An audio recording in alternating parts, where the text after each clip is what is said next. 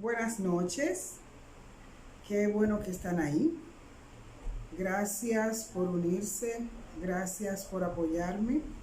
Sé que cuando uno decide hacer un en vivo, tiene que esperar a que ustedes se conecten porque la misma aplicación les avisa que andamos por aquí, pero con dos personas que estén se puede iniciar.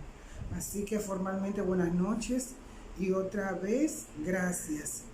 Gracias porque me están acompañando, gracias porque a través de esta plataforma puedo compartir con ustedes este tema tan interesante en el calorcito de mi hogar, que aunque tengo un ventilador, ustedes saben que si hay algo que yo he podido apreciar de esta edad que tengo es este calor de la menopausia.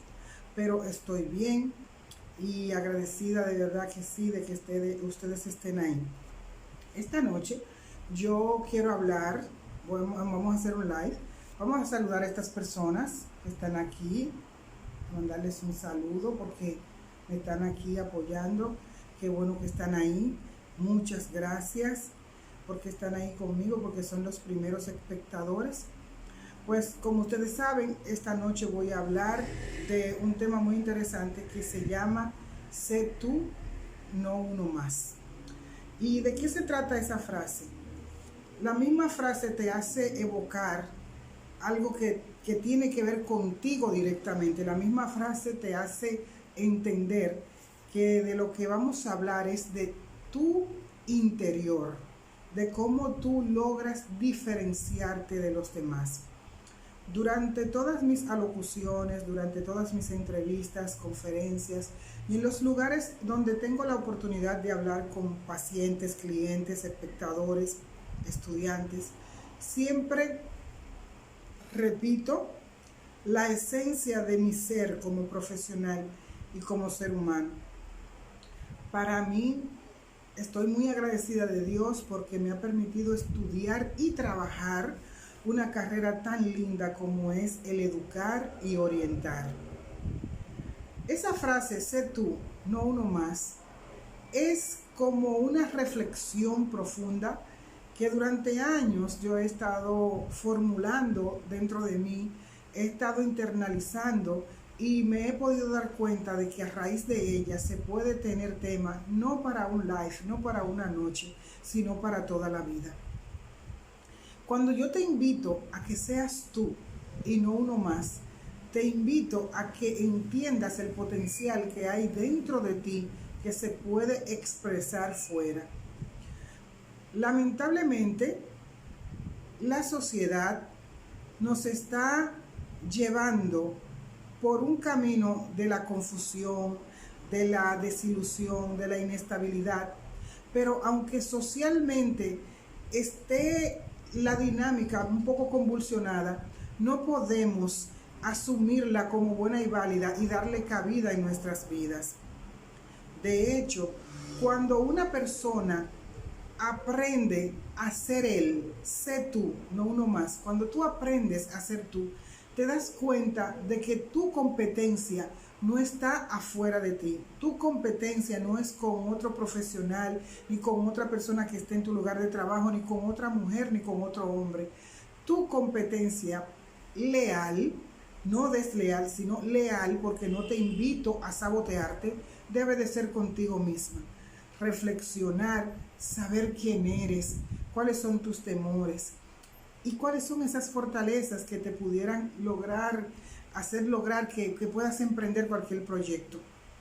Mira, algo muy interesante de mi entrevista esta mañana en Abriendo la Mañana y que por eso decidí que iba a hacer este live, es porque yo en lo particular me gusta compartir las cosas que me han hecho sentir que he alcanzado gran parte de esos objetivos que me tracé desde niña. Anoche yo estaba conduciendo, escuchando una conferencia de una señora con una historia muy, muy real y conmovedora. Y cuando logré escuchar su historia, surgió algo muy interesante fue que yo logré conectar con la señora, con la historia, y pude quedarme 45 minutos escuchando esa entrevista de esa señora, porque su historia conectó con la mía. Y se me ocurrió lo siguiente, dije, yo voy a hacer un live en la noche, pero yo quiero contar mi historia. Yo siempre hablo de positivismo, yo siempre hablo de la buena actitud, de los proyectos de vida, pero a veces invitar a una persona a que haga un proyecto de vida sin que conozca realmente cuál es su vida, cuál es su origen, de dónde vienen sus temores, de dónde generacionalmente vengo adoptando conductas que no fue que yo quise estructurarlas en mí, sino que son conductas aprendidas. ¿Desde cuándo soy como soy? ¿Desde cuándo dejé de soñar? ¿O desde cuándo estoy soñando?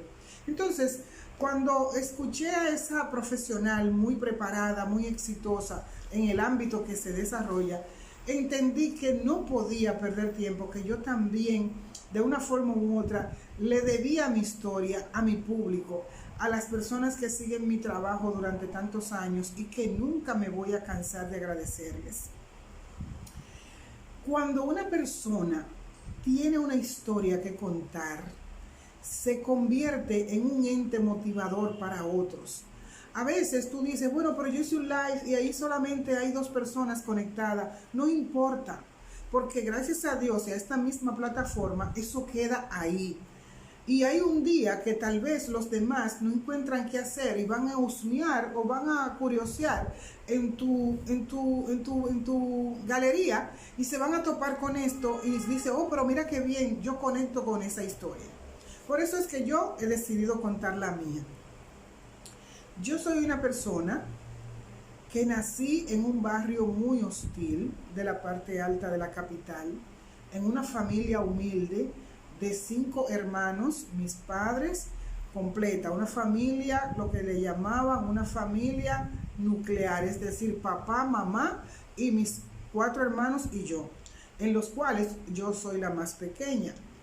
¿Qué ocurre? El hecho de ser la más pequeña y de haber llegado al mundo con un mensaje, vine al mundo para resolver una situación que se daba en mi casa y lamentablemente yo no pude resolver la situación porque yo no pude hacer que cambiaran las cosas que se esperaban que se iban a cambiar en mi nacimiento. No obstante eso, tuve una niñez alegre, una niñez de jugar, una niñez de tener raíces con mis amigas, con mis amigos, pude estudiar. Soy de una generación donde papá te llevaba a la escuela a los 7 años, es decir, que ese momento yo lo recuerdo intacto, el día que mi papá me llevó de la mano a la escuela a España, en el sector de Villas Agrícolas donde me crié. Me recuerdo hasta el primer libro que leí en la escuela, se llamaba La abuelita zapatona. Hasta recuerdo algunos maestros vagamente de lo que fue esa primaria y muchos de lo que fueron mis maestros de secundaria. En el barrio jugaba mucho, compartía, era una niña alegre, una niña querida por mis padres, por mis tíos y por mis hermanos, porque era la más pequeña. Aunque esa realidad no quitaba que mi realidad económica fuera diferente a la de muchos en el entorno. Aunque vengo de padres muy trabajadores, padres que se esforzaron en darnos el pan, muchas dificultades se daban en ese tiempo, en esas generaciones, donde las cosas eran muy difíciles. Yo tuve que lidiar con esas precariedades, con esas limitaciones, pero vuelvo y les reitero, mi niñez fue alegre porque tuve amigos, porque pude jugar, porque tuve un abrigo, porque tuve padres. Y para mí eso forjó mi personalidad. En mi adolescencia fui un poco rebelde porque no entendía muchas cosas que se daban a mi alrededor y a raíz de eso incursioné en el deporte. A los 11 años entré a practicar baloncesto. En el baloncesto pude conocer a mis amiguitas del básquetbol y un manager extraordinario que se enfocaba en que nosotras fuéramos las ganadoras, al punto de enfermarse, al punto de hacer crisis, producto de ese estrés y esa adrenalina que se generaba en esa cancha cuando nosotras jugábamos. Qué años maravillosos fueron esos. Fueron mis años dorados, porque fue una adolescencia en la cual pude conocer toda la transformación hormonal que se da en mi cuerpo y la pude conocer en un ambiente, en una hábitat sin malicia, porque en esa época cuando jugábamos baloncesto habían amigos y habían hombres que te cuidaban en la cancha, los mayores te cuidaban, te protegían, y estuve ahí en la cancha hasta los 18 años. Pero mi vida fuera de la cancha, ahí sí se puso un poco difícil, porque entonces yo era la hija peleona, la hija gritona, la hija inconforme de muchas cosas que se daban, que yo no entendía por qué yo tenía tantas limitaciones, por qué el del lado tenía y yo no tenía. Y esas limitaciones en un momento me llegaron a generar mucha tristeza, porque tantas carencias yo no la entendía y sufría muchísimo. Sin embargo, esas mismas carencias fueron las que me comenzaron a dar las herramientas para poderme defender en el mundo en el que me estaba desarrollando. Recuerdo que cuando entré al bachillerato, ya les reitero que en mi casa había ciertas limitaciones, porque lo que conseguían nuestros padres era para sustentar la casa en lo básico. Pero después, un pasaje para trasladarme de Villas Agrícolas a la avenida Duarte, donde está el Liceo Juan Pablo Duarte, era toda una odisea. Recuerdo que aprendí a hacer las trencitas. Desde esa época que se tejía el pelo, yo recuerdo haber trabajado con jóvenes haciéndole las trencitas para que ellos me dieran el dinero del pasaje para irme para la escuela. También recuerdo que llegué por años a cuidar unos niños de una señora que me pagaba por amanecer con ellos durante ella estaba trabajando, y con eso yo lograba también sustentar mis pasajes para irme para la escuela. Pero ya les dije, solo daba para el pasaje, no daba ni para comprarme mi desodorante, no daba para yo comer a tiempo, porque en mi casa se cocinaba a una hora que no era la adecuada para yo poderme ir al liceo con mi almuerzo ingerido. Así que yo tenía que caminar varias cuadras esporádicamente, porque a veces mi tío que iba a almorzar a casa de una tía siempre me dejaba un poquito de comida, y con eso yo me iba en el estómago para la escuela. Pero ¿de qué le digo? Esa fortaleza que me generaron esas limitaciones, que fueron las que forjaron mi carácter, las que me dijeron cuál era el camino que yo debía de seguir, que cuando yo llegaba a la escuela y llegaba a la hora del recreo, esta personalidad que tengo ahora, esta Arelis consejera, esta Arelis con la capacidad de escucha, siempre he sido yo. Y recuerdo que en el liceo los jóvenes me contaban sus problemas y esperaban que yo le diera orientaciones, al punto que me convertí en la orientadora del curso. Y se me ocurrió la gran idea de que yo no le iba a cobrar dinero a mis amiguitos, pero que sí yo podía permitirles que me regalaran un jugo y un sándwich, porque yo le estaba dando un trabajo de orientación. Y así a los 16 años surgió esta hermosa, maravillosa, extraordinaria carrera en mi vida llamada orientación profesional. ¿Por qué el colofón de orientación profesional? Porque independientemente de que yo haya ido a la universidad y estudié educación, mención, orientación, que es el diploma que se ve de este lado, en la Universidad Autónoma de Santo Domingo, yo estudié en la época donde tú eras un orientador profesional.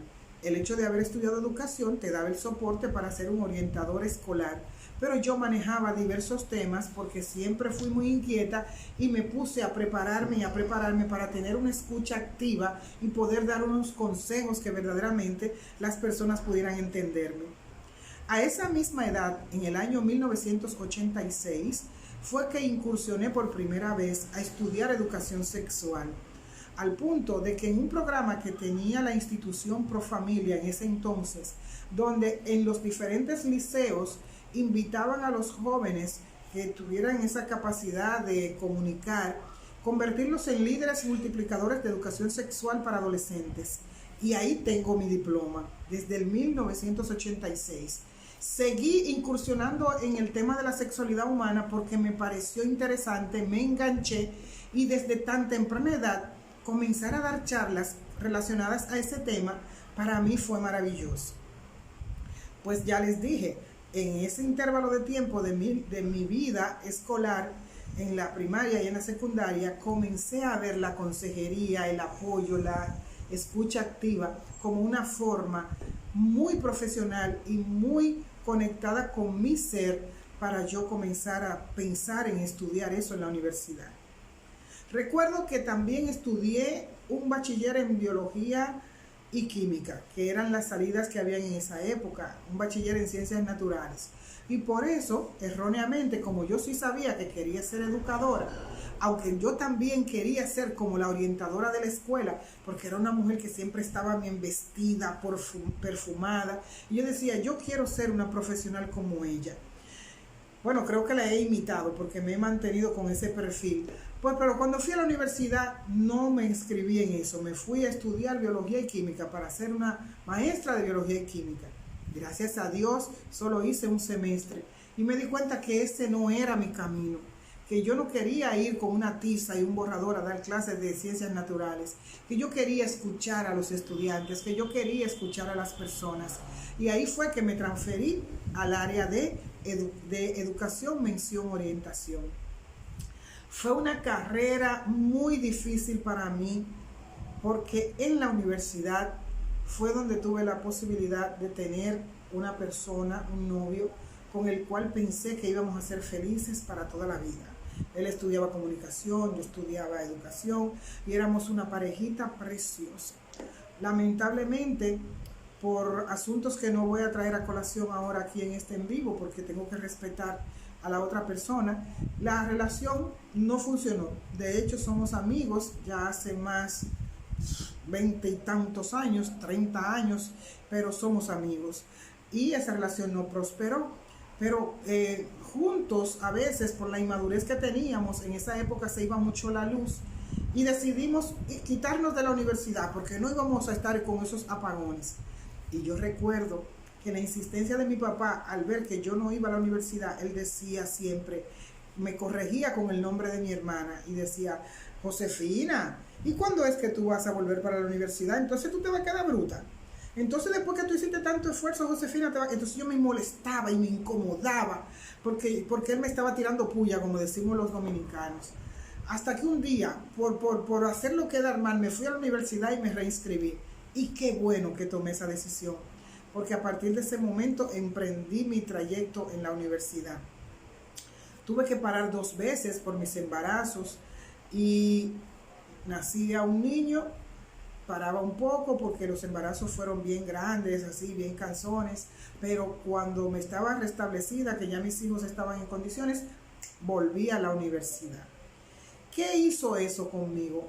Entender que la vida no es derechita, derechita, derechita, derechita, sino que para uno llegar a conseguir cualquier meta, y la primera es la de ser una persona con una personalidad férrea, definida, y que pueda sufrir las embestidas que da la vida tiene estos sube y baja, esos tropiezos que se van dando, esas decepciones, esas limitaciones, esas lágrimas que hay que derramar en el camino, pero que yo, gracias a Dios, a mi familia y a mis amigos más cercanos, yo he podido trascender y llegar hasta aquí hoy a poderles contar por qué hay que ser uno y no uno más del montón.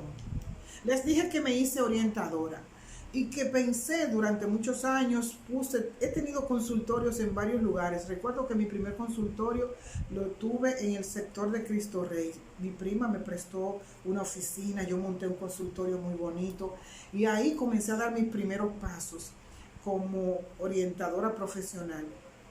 Toda la vida me han llamado psicóloga porque verdaderamente mi carrera está íntimamente ligada a la psicología, pero yo entiendo que le quitan un poquito porque más que psicóloga yo soy educadora.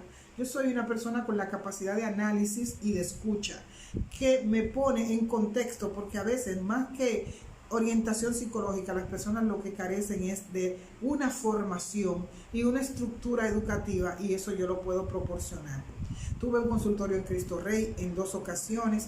Tuve un consultorio en la Rómulo Betancourt, casi esquina 27 de febrero, en una plaza maravillosa, donde lancé mi proyecto, el Centro de Psicoterapia y Deportiva Aregarló.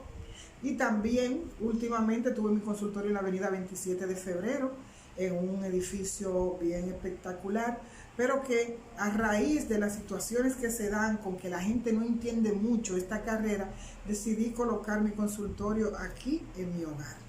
Desde aquí veo mis pacientes online o en vivo porque está hecha la estructura para poder tener ese conversatorio, pero no me quiero escapar del tema. ¿Por qué mi en vivo, mi contacto con ustedes se llama Sé Tú y no uno más? Porque por el hecho de diferenciarme de los demás, también me ha generado problemas. Ser una profesional que, aunque estoy en un grupo de personas ejerciendo supuestamente la misma carrera, mi perfil y mi estilo no se ajusta a esa dinámica. No quiero decir con esto que yo sea mejor, solo quiero decir es que soy diferente, que veo la orientación escolar, que es el espacio donde me ha tocado trabajar, la veo desde otra óptica. Es como si fuera un juego de comedor, donde hay varias sillas y el sistema educativo está en el centro. Tú vas a accionar en función de la silla que te toque en ese espacio y tu perspectiva va a girar en torno a eso. Yo me veo desde la óptica crítica, desde la óptica de enseñar a los ciudadanos a ser verdaderos ciudadanos, a ser personas con la capacidad de tener civismo, de tener una educación sexual adecuada, ser una persona con la capacidad de ayudar a los estudiantes, no a darle una charla porque eso está en el programa, sino más bien a conectar con ellos. Y el hecho de ser así, de estar diferenciada de esa manera, no les voy a negar que me ha generado unos cuantos problemitas, pero aún así yo sigo ejerciendo como lo aprendí, con profesionalidad. Pero ahora bien, recuerden ustedes que les decía que uno soñaba mucho.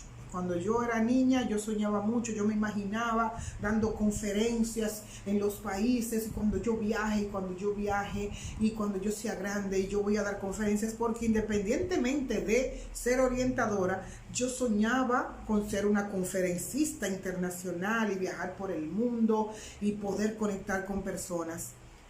Pero vuelvo y le digo, la vida no es derechita, derechita, derechita, derechita. Recuerdo entonces que la primera vez que intenté obtener una visa norteamericana para irme a entrenar por la compañía que me había contratado para promover unos productos médicos, me rechazaron la visa. Y para mí, señores, yo no sé ustedes, pero cuando a uno lo rechaza en el consulado, tú sientes que es que te están diciendo que tú no sirves, que tú no vales, porque te decían en esa época, usted no califica.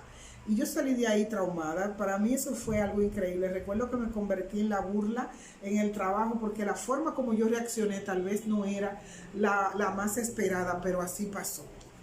Pues bien, con el tiempo seguí perseverando y seguí insistiendo de que yo quiero ser una conferencista internacional. Y en la segunda visita al consulado, cuando me la negaron, una persona muy maravillosa que se convirtió en mi ángel me dijo: tú vas a viajar y yo te voy a proporcionar todos los gastos. Tú vas a ir al consulado de Panamá, vas a solicitar una visa y yo te voy a regalar el viaje. Y en el 2001 fue que tuve la posibilidad de viajar por primera vez, gracias a esa persona que todavía existe, que es un amigo maravilloso y que lo adoro. Y que le agradezco que él esté en mi historia de mis viajes. Pues les cuento, me fui a Panamá, wow, qué emoción. Pero si les cuento lo que me pasó, se van a morir de la risa. Yo viajé a visitar unas niñas que yo había conocido, hijas de una sobrina de una vecina, y yo les dije: algún día yo voy a ir a Panamá y las voy a saludar. Como se apareció esa oportunidad, me puse en contacto con ellas, con su madre, y efectivamente me iban a recibir chulísimo para allá. Yo me fui, ya tú sabes, resulta que la señora que me iba a recibir, la madre de las niñas, su papá estaba agonizando aquí en Barahona. Entonces, el día que yo llegué, ese mismo día ella salió. Como sus hijas eran menores, no me podía quedar con las hijas en la casa, y ella me brindó su casa, pero en su casa tenía inquilinas. Entonces yo era una persona que no me podía quedar con sus niñas, sino me tuve que quedar en esa casa con desconocidas, y personas colombianas. Y recuerden ustedes que desde hace mucho tiempo habían mucho predispuesto a uno con los colombianos, que si los colombianos, que si la droga, que si los colombianos. Y cuando me tocó quedarme con esas dos jóvenes que yo no conocía para nada, para mí eso fue una tortura china, al punto que yo amanecí ahí y me quería ir al otro día. Pero llegó una señora, una panameña que estaba recibiendo un entrenamiento en ese salón de belleza que tenía la señora donde yo me fui a quedar, y esa señora se convirtió en mi ángel y me enseñó todo Panamá. Me llevó a todos los lugares históricos, me llevó a las tiendas, me llevó a conocer a los indígenas de ese país. Fui a las esclusas de Miraflores, fui a donde vivía el barrio de los norteamericanos. Fue una cosa maravillosa. Quiere decir entonces que no fue tan derechito el viaje, sino que tuvo sus contratiempos, pero al final yo no me di por vencida y me di la oportunidad de disfrutar ese hermoso país y me lo gocé. Compré muchísimas cosas y regresé a mi país. Fue la primera vez que viajé. Pero ¿saben algo? 4 veces fui al consulado norteamericano en busca de una visa, con todos los requerimientos bien, por el libro. Trabajo, cuenta de banco, una persona con un trabajo aquí estable, con una invitación formal. Para dar conferencia me la negaron, para hacer un curso me la negaron, para todo me la negaron. Hasta que Dios un día dijo, este es el momento. Me llegó una carta de la nada, me invitaron a una actividad en Puerto Rico y ya es historia lo que les puedo decir. A partir de ahí creo que no me he vuelto a bajar de un avión. Pero ¿saben algo? Que yo aprendí de todo eso, que cuando tú sueñas y quieres ser diferente y no uno más, tú tienes que luchar y caminar en tus propios tiempos, no hacer competencia con nadie, como les dije al principio. Tu primera competencia debe de ser contigo misma, con lealtad, para superarte a ti misma, pero de una manera que tú puedas irte enriqueciendo y disfrutando el proceso. Pues un día, en el 2015, yo estaba conversando con una amiga que vive por muchos años en España y le dije en esa conversación, sin un peso en los bolsillos, sin ni uno en ninguna parte guardado, yo le dije, mira, yo voy a ir a Italia a visitar a mi hermano. Tú estás loca.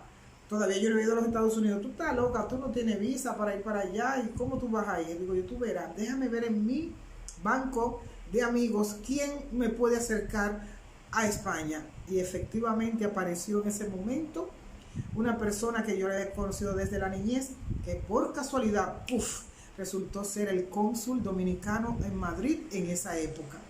Lo llamé y él con todo el amor del mundo me envió una invitación y recibí mi visado y viajé a España. De España me trasladé a Italia y fui a realizar mi sueño de ser la hermana menor, de visitar a mi hermano y a su familia. Muchas veces cuando tú estás diferenciado y tú quieres hablar con personas de lo que va pasando en tu vida, a veces hay personas que no entienden cuando tú estás hablando con ellos y creen que tú le estás retregando en la cara tu éxito o tus logros o tus objetivos cumplidos, y no es eso, señores. Lo que ocurre es que cuando tú compartes una historia, la vives nueva vez y la disfrutas nueva vez y pones al otro a soñar. Así que yo, en ese trajín de mis viajes y en mi primer viaje, a mi derecha yo tengo un espacio donde están todos los souvenirs, los monumentos en miniatura que yo traigo de esos países donde visito. Pero también yo me compré un álbum. Ya no se usa la foto, pero sí se usan las postales. Así que yo fui armando mi álbum. Y quiero mostrarle aquí muchas cosas interesantes que tengo aquí. Pero entre ellas, el hecho de estar agradecida de Dios primero por la oportunidad. También tengo que agradecer, que está por aquí, que lo voy a buscar porque lo vi ahorita. Está por aquí la fotografía de la persona que me invitó. Ahí está. Él fue la persona que me invitó, un querido amigo, le decimos de cariño Clamares, de apellido Cuevas. Y este fue en el aeropuerto un día que vendieron de más el vuelo y nos dejaron y nos hospedaron en un hotel. Entonces, ¿Qué pasó? Yo comencé a documentar mis viajes. Por ejemplo, aquí tengo una postal de Bérgamo, una ciudad preciosa, majestuosa de Italia. Y en esa ciudad tuve la oportunidad de conocer amigas de la Asociación Dominicanas de Bérgamo, donde Idaisa Tejeda García y otras personas como Ruth, como muchas más que están ahí, fueron personas muy amables conmigo.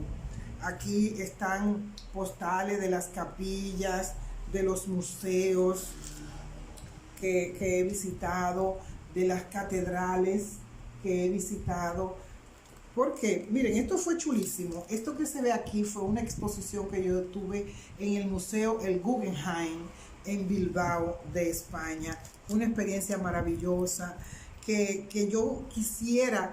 Yo le dije ayer a una enfermera, mira, yo tengo un proyecto con las enfermeras que se llama Proyectando la Vida a partir de ahora, y lo único que ellas necesitan para estar en ese proyecto es que todas tienen que tener un pasaporte.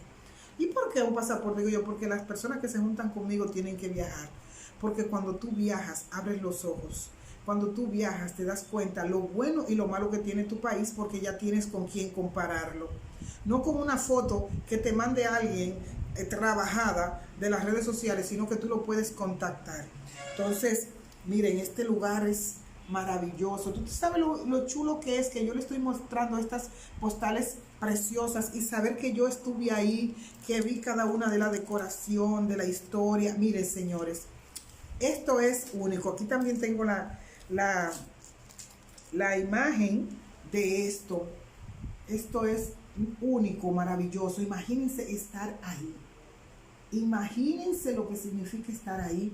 Esto es en Italia. Esto es en Florencia. Eso es maravilloso.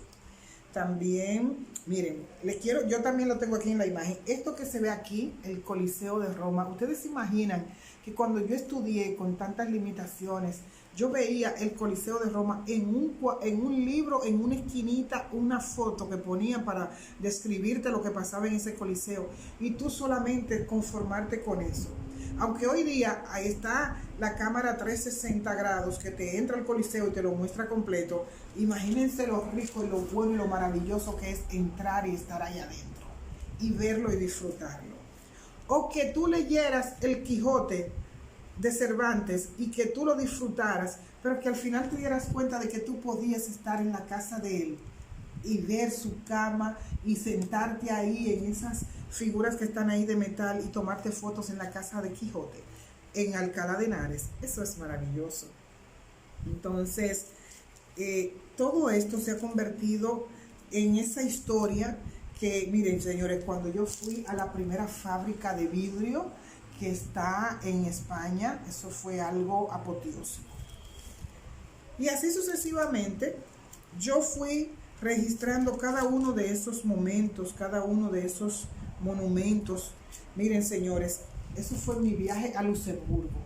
Estar ahí, conocer la historia de esa estatua y poder ver y apreciarla, eso fue maravilloso.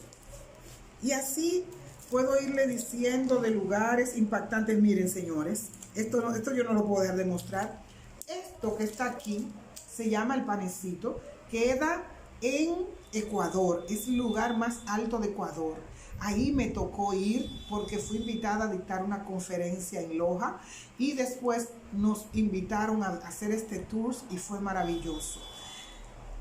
Cada vez, vuelvo y les reitero, que uno viaja, que uno puede ver la cultura, la historia, las catedrales de esos países, la vida le cambia. Así como tengo postales, tengo una colección de jarras, una colección de, como decimos nosotros, pozuelos.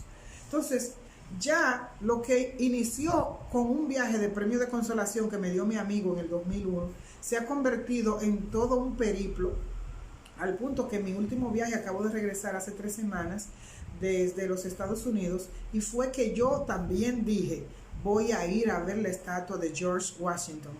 Y desde aquí, desde mi casa y la comodidad de mi hogar, me compré un tour para Washington, D.C., donde pude visitar el Pentágono, el cementerio, donde están esas tumbas así, todas chulísimas, ese cementerio muy emblemático de los Estados Unidos donde están los militares enterrados. Fui a la tumba de los Kennedy, fui a la estatua de Abraham Lincoln, pero tuve la posibilidad de visitar la estatua de Martin Luther King. Estuve ahí, fui a Delaware, me encantó, y estuve en la Casa Blanca. La vi por fuera porque está muy protegida y ya no se puede acercar como antes, pero pude imaginarme cuando fui a la estatua de Lincoln y vi el obelisco que le queda al frente. Es algo increíble que hay que irlo a ver. Me imaginé estando al lado de Forrest Gump en la película de Forrest Gump, porque fue estar ahí donde filmaron la película y fue algo maravilloso. Ser tú y no uno más es invitarte a que tú hagas el esfuerzo por convertirte en una persona diferenciada del montón. Si eres psicóloga, sé tú, no una más. Si eres consejera profesional, sé tú, no una más. Pero si eres una ama de casa, diferénciate del montón, que cuando las personas entren a tu casa vean que ahí vive una mujer que sabe organizar, que sabe decorar, que sabe tener todo en su justo lugar, que huele a hogar, que huele a paz. Entonces, este en vivo quise hacerlo porque hay muchos padres que están pidiendo que les consulte a sus hijos grandes, porque a veces me dicen que quieren una consulta para un adolescente, una niña preadolescente o un niño preadolescente, y para mí es la norma que me pidan que quieren ver tener esa consulta conmigo. Señores, pero mi preocupación está en que ya varios padres de jóvenes de 21, 22 y 23 años me están llamando para que yo les consulte a sus hijos, porque están entrando en una etapa de depresión, que no saben lo que van a hacer con sus vidas, que se sienten que están derrotados, y todo esto porque lamentablemente el sistema global, las redes sociales, la internet, nos ha generado la creencia de que el mundo gira en base a lo que a través de fotografías y videos se publica en esos medios. Entonces muchos jóvenes que a los 21 años, a los 22 años no son influencers, no ganan dinero por tomarse fotos, no le pagan los viajes porque no pueden tener impacto en los demás, se creen frustrados. No quieren ir a la universidad porque ir a la universidad implica un proceso de años de preparación, y vivimos ahora en la superficie donde todo quieren esos jóvenes que sea fácil, pero no porque ellos sean malos, sino porque el sistema, recuérdense que esta generación tiene ese bombardeo hecho desde más de alrededor de 18 años. Por ejemplo, en el 2008, cuando nace Facebook y comienzan todas esas plataformas, después en el 2010 que nace la otra, después en el 2015 que nace la otra, todas esas plataformas nos están haciendo creer que el mundo gira en función de una superficialidad que no es así. Para ganarse las cosas, aunque tú seas de un extracto social alto, para ganarse las cosas, si no pasas por un proceso, si no te piensas como un árbol, primero tiene que ser una semilla, y como un árbol, si es de bambú chino, tiene que crecer 7 años hacia abajo para fortalecer esas raíces.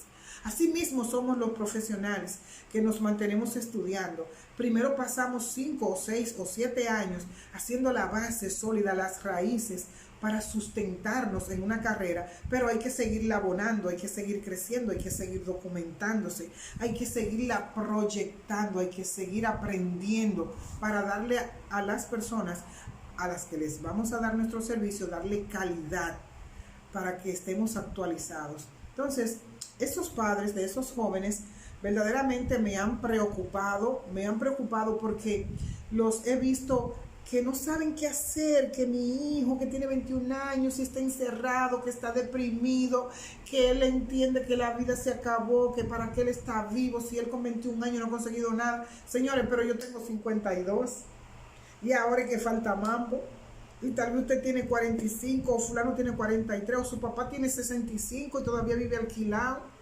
Entonces, nosotros tenemos que entender, primero sacarle a nuestros jóvenes de la mente que las cosas materiales lo determinan, que las cosas materiales son las que marcan su precio en la sociedad, porque como nosotros no somos cosas, no tenemos precio, nosotros tenemos un valor como ser humano.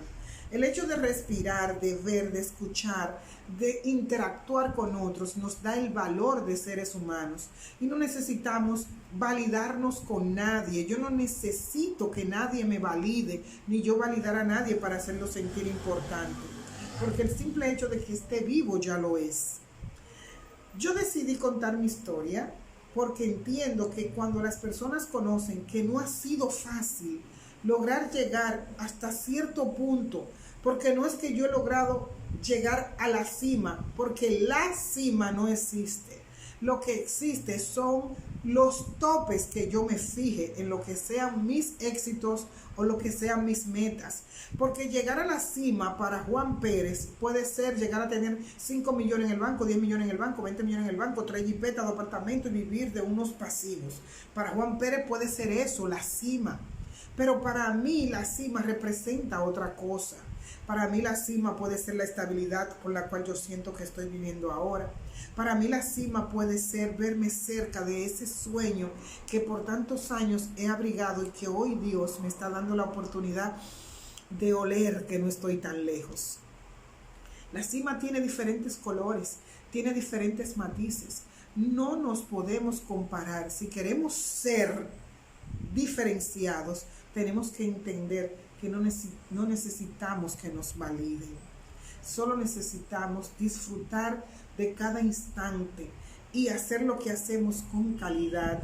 Miren, señores, yo estoy aquí sentada con un ventilador al frente, estoy aquí sentada detrás de mi rinconcito del recuerdo. Ahí están las fotos de mis hijos, ahí está la foto de mi querida madre ya fallecida, mi título de la universidad, un reconocimiento que recibí del comisionado de béisbol cuando me dio la oportunidad de demostrar en mi proyecto de los peloteros que si tú educas a un jugador de béisbol desde temprana edad, tiene más probabilidades de tener éxito, y ese comisionado me dio la posibilidad. Ese letrerito que se ve ahí, lo tengo ahí enmarcadito para que no se me olvide que yo soy Garlot, que es la sigla de mis apellidos, es mi marca personal, porque yo soy un producto, yo soy el empaque y el contenido de mi producto profesional llamado Garlot. Y así cada uno de ustedes puede trazarse las pautas, trazarse sus propias metas, sus propios objetivos, sus propios topes o límites, su propio éxito en función de lo que cuando se puedan diferenciar de los demás puedan entender que dan para eso. Así que quiero agradecerles a todas esas personas que se han conectado, que han estado ahí y que han valorado este espacio, este momento para estar conmigo. Yo voy a aprovechar que el calorcito se me está yendo y me voy a aprovechar y me voy a hacer un TikTok, porque a mí me encanta, lo he creado como una filosofía, que luego de que yo hago un en vivo o una entrevista o una conferencia, para mí el bailar me reanima, me realza, y ahora que me siento tan bien, tan feliz, tan plena, saber que he llegado a una edad de más de medio siglo y he llegado con todas mis facultades llenas de sueño, y siento que soy una mujer maravillosa, que tengo mucho que compartir con los demás, y por eso he sacado este momentito para hablar con ustedes. Así que quiero despedirme con mucho cariño, agradeciendo a cada una de las personas que se conectaron, que entraron, que salieron, que chequearon, que pudieron darse cuenta de lo que yo hablaba, y que sé que más tarde van a ver este video. Señores, muchísimas gracias, Dios los bendiga, y recuerden bien, sé tú, no uno más. Nunca quieras parecerte a nadie. No es lo mismo ser diferente que estar diferenciado. Como yo no hay dos. No soy mejor que tú. Simple y llanamente sé quién soy. Así que quiero que todos los días ustedes hagan esa reflexión. Ustedes no necesitan parecerse a nadie. No necesitan seguir modelos ni patrones de nadie. Necesitan seguir estudiando para que puedan seguir creciendo, para que puedan seguir ganando experiencia. Y viajen. Cuando tengan la oportunidad, viajen a una isla, a un país de Latinoamérica, a un país de Europa, a un país de los Estados Unidos. Viajen, porque es la única forma que ustedes van a poder poner en contexto nuestra realidad de nuestra isla, nuestra cultura, nuestra gastronomía, nuestras playas, nuestros ríos, nuestra flora, nuestra fauna, cuando podemos ver a los demás en otros contextos. Reitero, sé tú, no uno más. Muchísimas gracias.